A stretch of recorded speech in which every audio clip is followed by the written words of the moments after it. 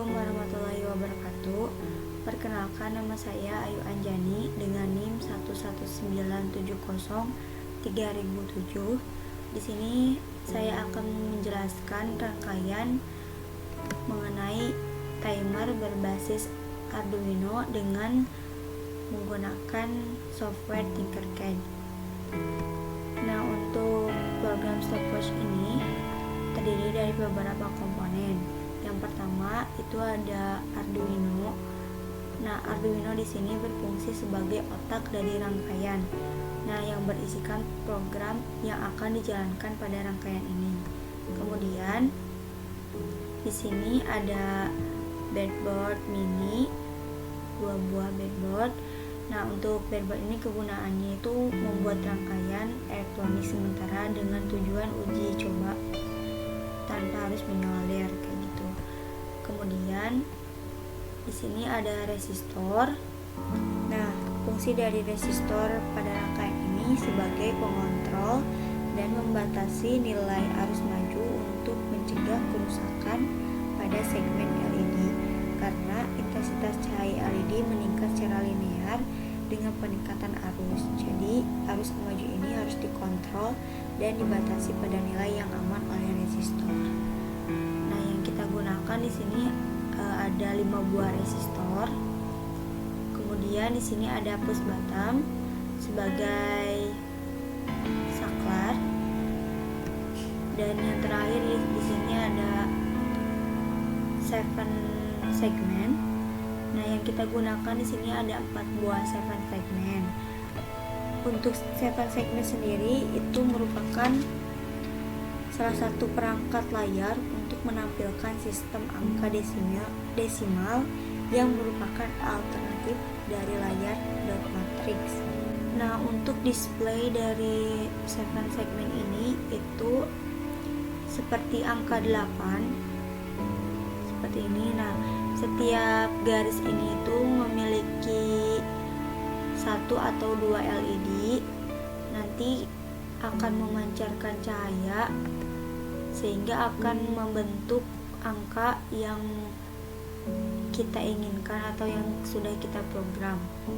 Nah, untuk di sini tuh untuk satu segmen 7 ini terdiri dari beberapa pin. Nah, untuk bagian atas di sini ada pin G, F,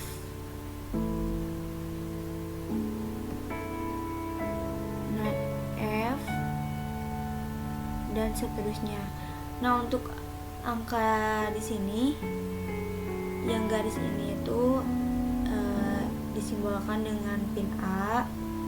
Kemudian yang di sisi kanan sebelah sini itu pin B. Kemudian di bawahnya itu pin C. Kemudian paling bawah di sini itu pin D. Kemudian di sisi kiri bawah itu E. Kemudian di atas sisi kiri ini pin F dan yang di tengah ini pin G. Dan untuk titik ini merupakan titik desimal. Untuk prinsip kerja dari 7 segmen adalah inputan bilangan biner pada switch atau push button dikonversi masuk ke dalam decoder. Kemudian baru decoder ini mengkonversi bilangan biner tersebut ke dalam bilangan desimal, yang mana bilangan desimal ini akan ditampilkan pada layar 7 segmen. Nah, fungsi blok decoder itu yang ini semuanya, yaitu mengubah sinyal input yang diberikan menjadi 8 jalur, yaitu dari A sampai G, dan poin desimal yang koma untuk mengonkan. Nah, yang ini untuk mengonkan segmen sehingga menghasilkan angka atau digit yang diinginkan. Jika sinyal input adalah berbentuk analog, maka diperlukan ADC atau analog to digital convert untuk mengubah sinyal analog menjadi digital sebelum masuk ke input decoder. Jika sinyal input sudah merupakan sinyal digital, maka decoder akan mengenanganinya sendiri tanpa harus menggunakan ADC. Nah, yang kita gunakan ini sudah berbentuk digital, jadi tidak perlu menggunakan ADC. Nah, untuk menjalankan rangkaian ini itu kan tadi sudah dijelaskan bahwa sudah diprogram dengan Arduino. Nah, untuk pemrograman itu kodenya seperti ini. Nah, di sini ada cons int atau inisial yang kita gunakan. Pemrogramannya seperti ini.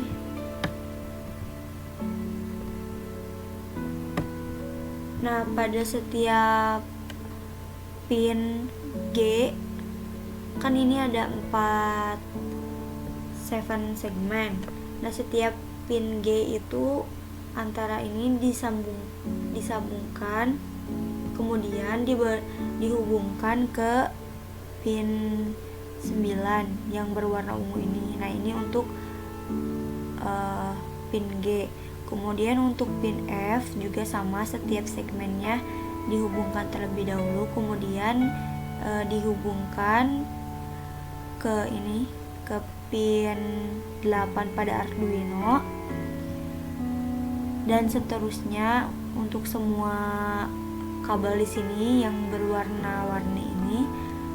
Nah, setiap kabel ini akan berfungsi jika sudah diprogram menggunakan software Arduino.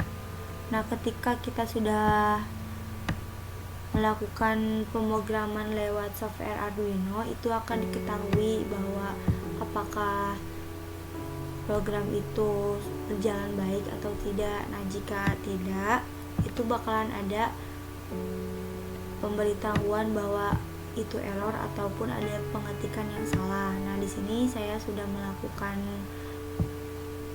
uji coba juga pada software Arduino, jadi kita bisa langsung mengkopikan ke sini, ke teks yang ada di Tinkercad.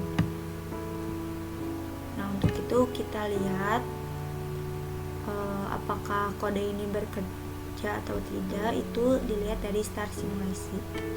Kita klik start simulasi di sini.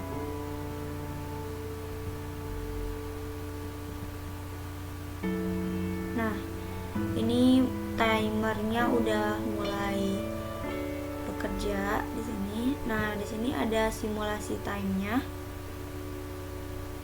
Sudah mulai menghitung. Nanti ketika 1 detik di sini, nah pada layar segmen ini akan berubah menjadi angka 1 dan seterusnya.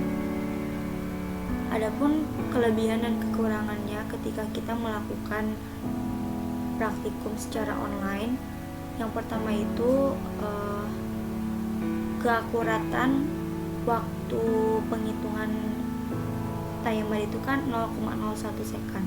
Nah, ketika kita membandingkan hasil simulasi dengan stopwatch yang manual, itu akan memiliki perbedaan dikarenakan ada beberapa hal. Yang pertama itu spesifikasi dari device yang kita gunakan atau laptop yang kita gunakan, apakah itu menunjang pada simulasi atau tidak, itu sangat mempengaruhi.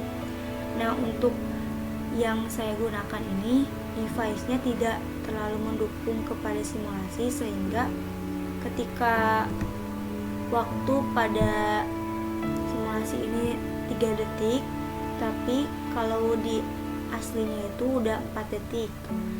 Nah, kemudian selain itu juga koneksi internet sangat mempengaruhi tingkat keakuratan dari kerja simulasinya, karena jika koneksi internet tidak stabil, maka simulasi software ini juga akan terhambat. Kemudian selain itu juga bisa diakibatkan dari salahnya kode yang kita program di Arduino gitu. Entah itu ada yang typo, terus tidak kita coba pada software Arduino langsung ke Tinkercad, itu bisa mempengaruhi sehingga kita itu tidak bisa mengetahui apakah program yang sudah kita kerjakan itu benar atau tidak gitu. Jadi itu sangat mempengaruhi. Maka dari itu sebelum melakukan simulasi itu device dan koneksi internet itu harus dipersiapkan dengan matang, karena itu adalah komponen utama atau yang paling utama dalam melakukan praktikum secara online. Terima kasih atas perhatiannya. Mohon maaf bila ada kesalahan. Lebih dan kurangnya mohon dimaafkan. Wabillahi taufiq wal hidayah. Wassalamualaikum warahmatullahi wabarakatuh.